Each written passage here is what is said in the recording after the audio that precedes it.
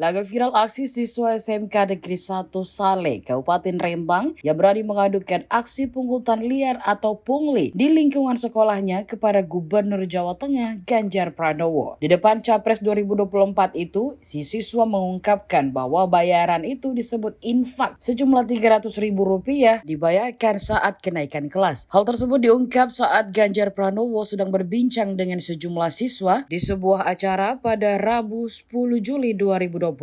Ganjar Pranowo langsung bertindak tegas. Kepala Disdikbud Jateng Uswatun Hasanah pada Kamis 12 Juli 2023 menjelaskan pihaknya telah membebas tugaskan Kepala SMK Negeri 1 Saleh Widodo. Uswatun memaparkan pihaknya telah memeriksa Kepala SMK Negeri 1 Saleh Widodo terkait kasus tersebut. Hasilnya, Kepala Sekolah mengakui adanya pungutan infak untuk membangun musala dan sarana ibadah melalui komite sekolah. Kata Uswatun, pungutan atau infak pembangunan musala itu dilakukan pada tahun 2022 lalu. Diungkapkan, dari total 534 siswa SMK Negeri 1 Saleh, 460 diantaranya sudah membayar. Sebanyak 44 siswa tidak membayar karena tergolong kurang mampu. Lantas, ada 30 siswa tidak membayar karena pertimbangan sudah tahun keempat. Kepala Disdikbud Jateng membeberkan, hingga saat ini dana yang terkumpul sekitar Rp130 juta.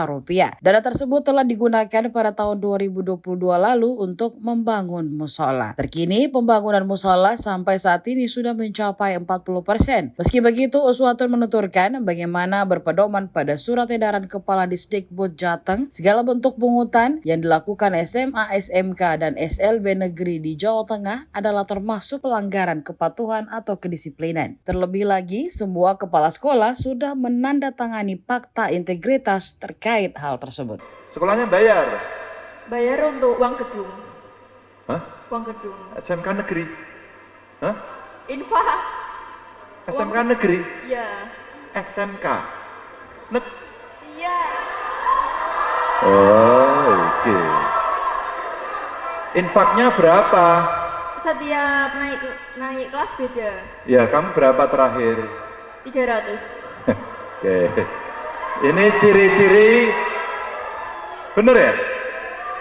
Ini ciri-ciri kepala sekolah bariki masalah karo gubernur.